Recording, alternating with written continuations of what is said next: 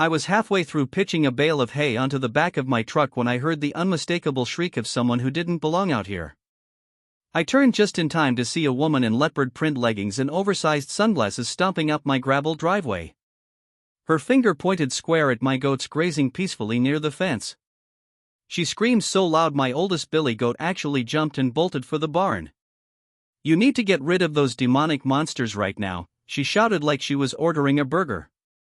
I wiped sweat off my brow and stared at her, trying to figure out who she even was. But before I could open my mouth, she threw a stack of crumpled papers at my feet. "Consider this your official notice," she declared triumphantly. "You're being sued for emotional trauma." Those goats stared at me all night through my bedroom window. They ruined my sleep. I laughed. I didn't mean to, but it just came out. "Ma'am, my goats have never left this property," I told her. "They couldn't have possibly stared at you through anything except maybe your imagination." She jabbed her finger an inch from my nose and hissed, "Well, then your imagination is trespassing, too. You'll be hearing from my lawyer." Then she spun on her heel so dramatically she nearly slipped on the gravel before marching back to her shiny SUV parked halfway in my ditch. I stood there staring at the mess of papers at my feet, half expecting to find an official seal or some stamp of authority, but instead all I saw was her name scribbled in giant letters across the top. Karen with a K, of course. That was my introduction to Karen, the self-appointed neighborhood watch for land she didn't even own. I thought that would be the end of it. I picked up the papers, tossed them on the passenger seat of my truck, and told myself to laugh it off. But as I fed the goats that evening, I noticed a strange car creeping along the fence line, phone sticking out the window like a periscope. Karen was filming my goats like she was gathering top-secret intel for some barnyard conspiracy. I whistled, and the goats ambled over, expecting treats instead of international scandal. I asked my nearest neighbor, Miles, if he knew who she was. He spit his coffee out laughing. "Karen? She's not even in our postal zone. Lives a mile south near the old Miller place. No HOA out here anyway, so she's barking at the wind." But the next day, a county deputy rolled up my drive, lights flashing. I nearly dropped my wrench when I saw him step out. He held up his hands. "Easy, calm." "Sorry, buddy," he said. "Karen called 911 on you. Said you're harboring livestock with malicious intent." "Malicious intent?" I asked. The deputy just shrugged. I had to respond. He patted one of my goats on the head. "Looks harmless to me. Just tighten that fence, maybe." So I walked the whole perimeter. No holes, no broken boards, no hoof prints in the ditch. Karen had nothing. Or so I thought. 2 mornings later, my mailbox held a single white envelope with my name scrawled across it in pink glitter pen. Inside was a letter from Karen herself, typed in Comic Sans, no less, claiming she'd seen my goats again, standing in her yard at 3 o'clock in the morning, whispering secrets that kept her awake. She demanded $50,000 in damages and an apology in writing. I called my old college buddy, Alex, who was now a small-town lawyer. He read the letter out loud 3 times over the phone, and by the end, he was howling with laughter. "Seriously," he gasped between chuckles, "she wants you to pay her because your goats are psychic?" I asked him what I should do. He told me to relax. It'll get thrown out faster than a chicken in a fox pen. But Karen wasn't done. That weekend, I woke up to see my ranch sign vandalized. Someone had spray-painted Goat Cult Headquarters across the old wooden board. I had to admit, she had a flair for branding. When I tried to clean it off, Karen parked her SUV across the road, arms folded, filming me like she was catching a fugitive in action. I shouted across the road, "Do you want a tour?" She flipped me the bird and drove off, spinning her tires so hard she threw gravel halfway to my barn. That night, I sat on my porch under the wide, quiet stars with my goats huddled by the fence, chewing lazily, and wondered what kind of person picks a fight with livestock. But I knew one thing for sure, if Karen wanted a war, she'd just declared it in the dumbest possible way. And I wasn't about to fold to a made-up HOA dictator in leopard print leggings. I owned every inch of this ranch, and my goats were staying right where they were. I woke up the next morning to a ping on my phone that dragged me out of bed before sunrise. It was a text from Alex with nothing but a link. Half awake, I clicked it and found myself staring at a Facebook group called Stop the Goat Menace with a photo of my goats poorly cropped onto a stock image of someone's front yard. The caption read, "My yard at 2 a.m. last night. Look at these monsters." The comments were even better. People I'd never met were writing paragraphs about how I should be forced to fence in my evil animals or move back to the city where I apparently belonged. Someone called me the goat whisperer like it was a slur. I sat at my kitchen table with my coffee growing cold, staring at the feed. The profile behind all this was Karen's, all caps bio featuring phrases like community safety advocate and spiritual healer. She'd even listed herself as president of the Rural Neighborhood Watch, which was news to literally everyone who lived within 10 miles. I couldn't decide if I wanted to laugh or slam my head on the table. So, I did the only thing that made sense. I put on my boots and went outside to check my fences again. The goats were where they always were, snacking on grass and bumping heads over a salt lick. They looked about as menacing as a row of stuffed animals. I ran my hand along the fence line, which was 6 feet high and reinforced last winter after a storm knocked down part of the west side. Not a single post was loose. I grabbed a handful of feed from the bin and shook it. The goats came running like happy toddlers. Not one of them even glanced toward Karen's direction, if she was lurking in her SUV again. That afternoon, I drove into town to grab supplies. I couldn't even make it through the feed store without someone stopping me. Old Mrs. Jenkins cornered me near the chicken feed and asked if my goats had been in her garden. When I told her no, she cackled and said, "I figured." Karen called me at 3 o'clock in the morning swearing she'd seen a goat digging up my carrots. I told her I don't even have carrots. She shook her head and patted my arm. "Don't you worry. Nobody around here listens to her." But that was the problem. People were listening now, at least online. By the time I got back home, there were 3 new posts in her group and a blurry video of my goats napping under the oak trees, labeled breaking evidence. I called Alex again, put him on speaker, and read him the latest nonsense. He told me to screenshot everything and save it. If she wanted to make this legal, we'd be ready.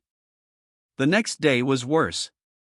I caught a local reporter parked by my fence, scribbling in a notepad while pretending not to notice me. I walked right up to his window and tapped the glass. He jumped so hard he dropped his phone between the seat. When he rolled it down, I asked him what exactly he was doing. He cleared his throat and said he'd gotten a tip about my so-called goat problem. Apparently, Karen had told him I was running some kind of underground goat breeding operation for illegal purposes. Illegal purposes? I repeated. Like what, smuggling cheese across the state line? He didn't laugh, which made it worse. He asked if I'd be willing to do an interview to clear my name. At that point, I figured, why not? I lined up the goats in the field behind me and let him film while I explained my ranch history, my fencing, my permits, my perfectly legal grazing. I even introduced each goat by name because if Karen wanted to drag them through the mud, I'd make them celebrities. He left looking amused but non-committal. That night, the local news ran the clip. There I was in my dusty work shirt, petting Clover, my oldest nanny goat, while explaining that goats do not whisper evil dreams into people's windows at 2 o'clock in the morning. I thought maybe this would finally shut Karen up, but of course, it didn't. The next morning, her Facebook group had doubled in size. She posted the news clip with a rant about how the media was covering up my goat cult because I must have paid them off. She accused me of running a ritual sacrifice ring, which was why my goats were so calm on camera. I couldn't tell if I should be insulted or proud that my goats were now the face of rural corruption. Alex texted me again and told me to stay calm. He said every crazy post was better for us in court. He asked me to send him the vandalized sign photos, too, because we'd probably need them. That night, I sat on my porch again, watching the sun dip behind the hills with my goats clustered near the fence line.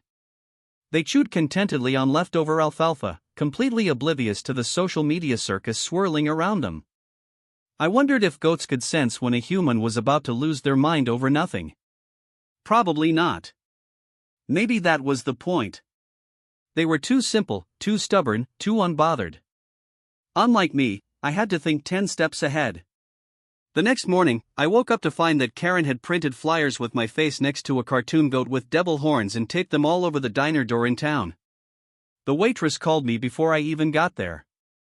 She said she pulled them down, but not before half the breakfast crowd got an eyeful. I drove into town and grabbed a coffee anyway, ignoring the stares. If Karen wanted to make me the villain, I'd at least get my caffeine first. I parked next to the diner and noticed a shiny black SUV parked across the street, engine idling. I didn't have to guess who was behind the wheel. Karen watched me through huge sunglasses, scribbling something in a notebook. I gave her a polite wave, and for a second, she looked startled. Then she flipped me off again and sped away, tires squealing like a teenager caught sneaking out. Back at the ranch, I found another envelope stuck under a rock by my gate. This one wasn't handwritten. It looked more official, but the letterhead was obviously downloaded from the internet. It said, "Notice of further legal action," with a fake logo that read Community Land Preservation League, which didn't exist. The letter demanded that I remove all goats from my property within 30 days or face a lawsuit for property devaluation and moral pollution. Moral pollution. That one made me laugh out loud alone in my driveway. I took a photo, sent it to Alex, and asked if he wanted me to frame it for the trial. He told me to keep it in a folder with the rest of the circus and promised we'd make her regret every stamp she wasted. I went inside, brewed another pot of coffee, and sat at my kitchen table, surrounded by half-finished paperwork and printouts of Karen's posts. My goats bleated from the yard, demanding lunch. I looked at their goofy faces through the window and made a promise to every last one of them: no matter how insane this got, we were seeing it through together, hoof to high water. The court summons came on a Thursday morning, tucked into an envelope so thick it barely fit in my mailbox. I knew it was coming, but the sight of that official stamp still made my stomach flip. I stood in the driveway, flipping through page after page of nonsense claims about emotional damages, lost sleep, property devaluation, and the same recycled lie that my goats were roaming freely like midnight ghosts. Alex called as if he had radar for my stress. He asked if I'd gotten the paperwork yet, and when I said yes, he told me not to panic, that this was exactly what we prepared for. I trusted him, but it didn't make the knot in my gut disappear. Karen hadn't just filed the suit, she'd doubled down. She'd tagged the local news again, posted dramatic selfies with the caption, "Standing up for our community's moral integrity." I almost admired her dedication to the bit, if it hadn't been aimed square at my ranch and my animals. I decided if she was going to drag me into court, I wouldn't go alone. I spent that afternoon talking to neighbors one by one, explaining the real story. Most of them laughed when I told them Karen's claims. A few of them told me stories I hadn't heard yet about Karen complaining to the county about phantom noise complaints, barking dogs that didn't exist, cars she swore were parked on her property when they were actually on a public road. Every story painted the same picture: Karen was a bored, lonely woman who decided the best way to feel powerful was to torment whoever crossed her line of sight. But her line of sight had settled on me and my goats, and she wasn't letting go. By evening, I had a stack of signed statements from neighbors saying they'd never seen my goats off my property, never heard a peep of trouble, and if anything, they liked having them around because they kept the roadside grass trimmed. It wasn't much, but it was something real. That night, as the sun dipped behind the barn, I heard the crunch of tires on gravel and saw an old green pickup pull up next to my gate. Out stepped a man I didn't recognize at first. He was tall, broad-shouldered, with a scruffy gray beard, and he waved at me like we'd been old friends. I introduced myself, and he stuck out his hand. "Name's Ron," he said. "Karen's ex-husband." My mind stuttered for a second, processing that. He laughed when he saw my face. "Yeah, I figured you might want to talk to me before you go stand in front of a judge." We sat on my porch while he told me stories that made my blood run cold and my stomach hurt from laughing at the same time. According to Ron, Karen had sued him for everything from spiritual sabotage to financial infidelity, a term she'd made up because he bought himself a new fishing boat after they split. He'd spent years fighting off her nonsense claims and knew exactly how she operated. He even had saved emails and text messages where Karen bragged to her sister about how she'd ruined me and my goat cult once and for all. When he said that phrase, goat cult, I nearly choked on my coffee. He patted my shoulder like a proud uncle and told me not to worry, that he'd be more than happy to testify on my behalf. Said it would be his pleasure to finally see her nonsense aired out where it belonged, under oath. When he left that night, I felt a spark of real hope for the first time since this circus started. The next few days were a blur of phone calls, paperwork, and neighbors dropping off fresh pies and casseroles like I was recovering from surgery. Alex told me that community support was golden, that a jury would see right through Karen if it ever got that far. But Karen wasn't finished making noise. One morning, I found a line of wooden stakes hammered into the dirt just outside my fence, each one holding a laminated sign with my face on it and the words "Goat Menace, Public Hazard." It looked like a cheap political ad gone wrong. I pulled every last stake up and tossed them in the back of my truck. Not an hour later, Karen posted a photo on her group, captioned, "He's silencing community voices." Alex just laughed when I sent him the screenshot. He said every stunt she pulled only dug her hole deeper. But I was tired of reacting. I decided it was time to get ahead of her. I called a few local parents whose kids had come by to see the goats during school breaks and asked if they'd mind writing letters about how the goats were harmless and actually good for the kids to learn about farm life. The parents jumped at the chance. Some of them even offered to show up in court if needed. It felt good to know that behind the noise, Karen was just a squeaky wheel, and the whole county was done greasing it. The local paper ran a small piece about the upcoming hearing, but spun it as a quirky neighbor dispute with a humorous tone, which made Karen furious. She posted a long rant about biased media and claimed I'd bribed the editor with goat cheese. I didn't even make goat cheese, but apparently, facts were optional in Karen's world. Meanwhile, Alex drafted our countersuit for harassment, defamation, and vandalism. The photos of my spray-painted ranch sign, the flyers, the phony letters all went neatly into the file. Alex promised we'd hit her with everything once her bogus suit crumbled. One evening, after another round of fence checks, I held a small barbecue for the folks who'd supported me. We grilled burgers, fed scraps to the goats, and swapped Karen horror stories until well past midnight. It felt good to laugh at her instead of dread the next surprise. Just as we were cleaning up, headlights swept across the yard. Karen's SUV crawled past the gate, pausing for a few seconds while her phone camera glowed through the driver's side window. She didn't even try to hide it. She sped off when I walked toward her, but not before I caught a glimpse of her glaring at my goats like they were plotting her downfall from behind the fence. Maybe they were. I poured myself another cup of coffee and leaned on the fence while Clover pressed her head against my knee, looking for another leftover bun. I told her we'd get through this mess together. She chewed my sleeve in reply, which was probably goat for deal. A few nights later, I lay in bed, replaying every conversation, every piece of paper, every neighbor's promise. I knew Karen wouldn't back down. Not until she stood in front of a judge and realized her made-up kingdom of HOA fantasy rules didn't reach my ranch gate. And when that day came, I'd be ready with my goats, my neighbors, and Karen's own ex-husband standing right beside me, ready to remind her she'd messed with the wrong piece of land and the wrong man. The courthouse looked smaller than I remembered as I pulled into the gravel lot on the morning of the hearing. It sat tucked between the post office and an abandoned hardware store, the kind of place that smelled like dusty carpet and stale coffee. But today, it felt like the stage for a showdown bigger than any ranch auction or county fair. I parked next to Alex, who leaned against his truck, wearing a grin too calm for what we were about to do. He handed me a folder thicker than a phone book and clapped my shoulder like he was sending me into a boxing ring. She brought the circus. We're just giving her the spotlight, he said. I nodded, though my stomach was a knot. When we stepped inside the courtroom, I spotted Karen immediately. She sat near the front, dressed like she was on her way to an afternoon garden party in some big floppy hat and a blouse covered in tiny cartoon goats, which would have been funny if not for the smug look she threw over her shoulder when she saw me. Beside her sat a man I assumed was her lawyer, but judging by the way he hunched over a stack of mismatched folders, he didn't look thrilled to be here either.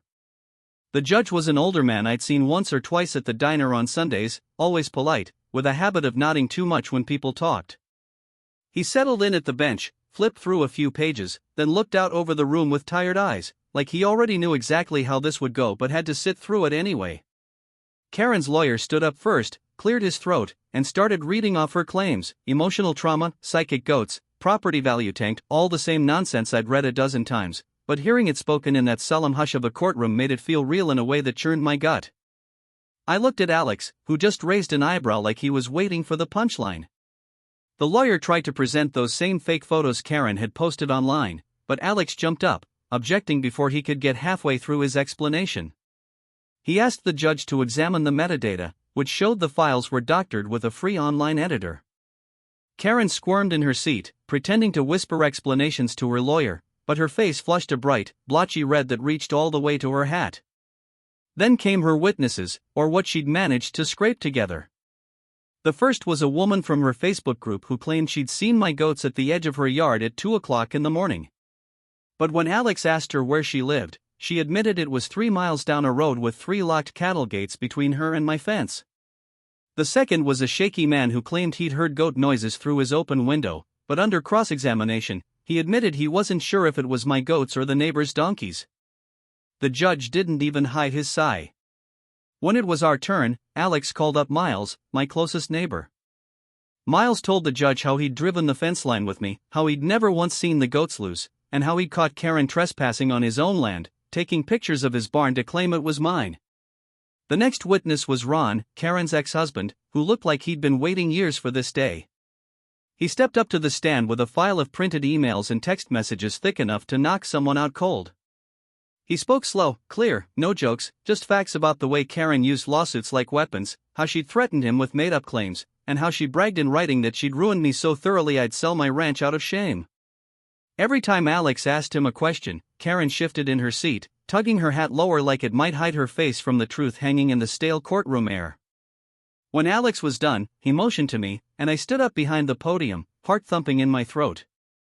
I told the judge about my ranch, how long I lived there, how I kept the fences tight, the gates locked, and how the only times my goats had ever wandered off was in Karen's imagination. I showed the letters, the fake notices, the vandalized sign, and the cheap flyers plastered in town. I didn't rant or shout. I just laid it all out like a pile of feed for anyone to pick through and see exactly what was real and what wasn't. When I finished, the judge sat quiet for a moment, looking over his notes. Then he asked Karen if she had anything else to add. She jumped up so fast her hat nearly toppled backward. She launched into a breathless tirade about how the goats had ruined her mental health, how she couldn't sleep without seeing their eyes glowing in the dark, how the entire town had turned against her because I'd bribed them with free goat cheese. She still clung to that lie like it was gospel. The judge asked if she had proof of any of that. She stammered something about secret recordings and pointed at her phone, but when she played it, all you could hear was wind and her own voice whispering, "I see them. I see them." The courtroom was dead silent, except for a few coughs and the hum of the overhead lights. Alex leaned over and whispered that we'd already won. Karen's lawyer didn't even stand up to object. He looked like he regretted every hour he'd spent on this circus. The judge said he needed a short recess before delivering his decision. As he left the room, Karen spun around and hissed at me so low I almost missed it, "This isn't over. You'll see what happens when you mess with the wrong woman." I didn't answer. I didn't have to. Alex just patted my arm and said, "Get ready for the final nail." When the judge returned, he shuffled his papers, stared straight at Karen, and said her claims were not only baseless but malicious. He threw out her suit with prejudice, meaning she couldn't file the same nonsense again. Then he turned to Alex and told him my countersuit could proceed if we wished, which made Karen's mouth drop so wide I half expected her hat to tumble right into her lap. The judge banged his gavel, and it was done. Karen stood frozen as people filed out of the courtroom, pretending not to look at her, while I felt the tension slide off my shoulders like a heavy pack dropped at the end of a long trail. Outside in the parking lot, Ron gave me a firm handshake and promised to buy me a beer at the tavern. Miles clapped me on the back hard enough to make me wince, but I didn't mind. Alex leaned against his truck, same easy grin as before, and told me to get ready because Karen might be down, but she wasn't finished scratching at the door. "Let her scratch," I said as I looked back at the courthouse door. The goats were still waiting at home, probably napping in the shade, not a clue in the world that they'd just won the strangest battle this county had ever seen. I climbed in my truck, started the engine, and let the dust trail behind me as I headed back to my ranch, back to my fences, my land, and my goats, who'd sleep just fine tonight under the wide, honest sky that not even Karen's wildest stories could ever touch. When I got back to the ranch after court, my boots hit the porch steps like I'd come home from a war zone, except the only casualties were Karen's pride and my patience. The goats looked up from their patch of fresh grass and blinked at me like nothing had happened, like they hadn't just been the stars of the dumbest courtroom drama in county history. I leaned on the fence and let Clover nose my palm until she figured out I wasn't holding a treat. Then she wandered off, unimpressed by my legal victory. I went inside, poured a glass of sweet tea, and sat at the kitchen table, staring at the stack of leftover evidence Alex told me to hang on to in case Karen found another angle to swing. He'd said she might try to appeal, but she'd need real evidence and a real lawyer for that, neither of which she had. Still, I knew better than to underestimate a woman who thought goats could read her mind. 2 days later, the local paper ran a piece about the court outcome. Not on the front page, but close enough that anyone grabbing coffee at the diner would see it. The headline read, "Local Rancher Wins Bizarre Goat Lawsuit." The article laid it out plain, how Karen's claims fell apart, how her photos were fake, how the judge practically laughed her out of the building. The reporter even slipped in a line about my goats doing the community a favor by keeping roadside brush trimmed, which made me snort sweet tea through my nose when I read it. That morning, people came by my place just to shake my hand. Some dropped off pies again, like I'd cured the whole town of an infestation instead of just standing my ground. One kid from down the road brought a homemade sign that said, "Goats welcome here," and tied it to my fence post with twine. Karen must have seen it because later that day, I found the sign snapped in half, lying in the ditch like someone had stomped it in a fit of rage. I didn't bother fixing it. Instead, I made my own sign, bigger, brighter, nailed it high on the gate so no one could miss it. It said, "Goat Ranch, private property. No HOA, no nonsense." A few nights later, I heard tires crunching on gravel out front and stepped onto the porch just in time to see Karen's SUV sitting at the end of my driveway, engine idling, lights off. I could barely make her out behind the windshield, but I knew it was her by the way the dome light flicked on and off like she was fumbling with something in her glove box. Part of me thought about walking down there, knocking on her window, asking if she wanted to come see the goats up close for once, but I knew it would just feed the fire. So, I stayed on the porch, arms crossed, waiting her out. After a minute, she gunned the engine, backed into the ditch with a satisfying crunch, then sped off, leaving 2 muddy ruts behind as proof she'd been there to glare at my fence like that would make it vanish. The next morning, Alex called, said he'd heard Karen was trying to stir up an appeal, but the judge had already stamped his ruling airtight. He told me to keep saving every text, every letter, every sign of harassment because the countersuit was next, and if she kept pushing, it might pay out enough to replace that old barn roof I'd been putting off fixing for 3 years. The thought of Karen's drama funding new shingles made me grin all day. A week later, I woke up to a news van parked half off the road near my mailbox. A young reporter, barely old enough to shave, hopped out with a cameraman in tow, asking if he could get a few words about the infamous goat man and his unstoppable herd. I wanted to slam the door, but I figured, why not? If Karen wanted attention, she'd get it, just not the way she planned. So, I stood by the fence while the goats milled around behind me and told him the truth about what happened, how a bored neighbor with too much time tried to push her imaginary HOA rules on a ranch that had been here longer than she'd lived in the state. He asked what I planned to do next, and I told him the goats were staying, the fences were staying, and the only thing leaving was any idea that someone like Karen could run this patch of land with threats and fake notices. The clip aired that evening, and it spread farther than I expected.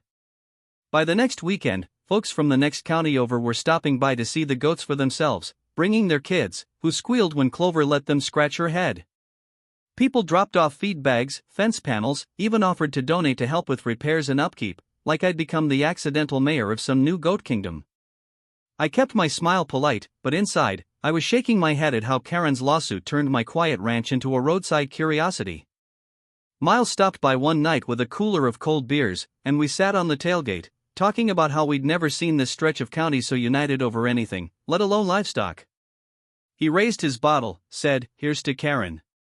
May she never shut up." And I nearly spit beer, laughing. Meanwhile, Ron called to say he'd heard Karen had tried showing up at his place, too, leaving wild notes on his porch about betrayal and goats spying on her dreams again.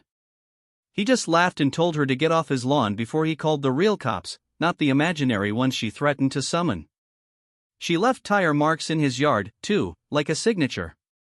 Alex finally filed the full countersuit and dropped off the paperwork at her mailbox with an official seal, so she'd know it wasn't some Comic Sans joke letter this time.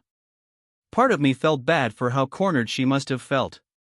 But another part knew she'd brought every inch of it on herself with every lie, every fake photo, every whispered rumor about secret goat cults. She'd wanted a fight so badly she invented it out of thin air. And now she'd have to sit with it. A month later, when the countersuit hearing date landed on my calendar, I felt that same knot in my gut, but it didn't stay long. I looked out the window at my goats, sprawled in the sun, fat and content, totally unaware they'd just beaten a made-up HOA queen at her own game. To celebrate, I threw a small party and called it the Goat Freedom Parade. I cleaned up the old flatbed truck, loaded it with hay bales, and let a few neighbors' kids sit up there, waving signs while Clover and her crew followed behind, munching on whatever snacks the kids dropped. Even the sheriff swung by, just to laugh and make sure nobody blocked the road. When we passed Karen's house, she stood by her porch, arms folded, lips pressed so tight I half expected them to vanish. She didn't wave, didn't shout, just watched that parade of goats and kids roll past like she knew, deep down, nothing she did would ever chase these animals off my land. When the parade ended, I sat back on the porch, boots kicked up, glass of tea in my hand, goats settled at my feet, and realized maybe sometimes the best revenge was letting the whole world see just how little power someone like Karen really had when you stood your ground. The sky overhead was wide and clear, the fences were solid, and the goats were exactly where they belonged, no matter who dreamed otherwise.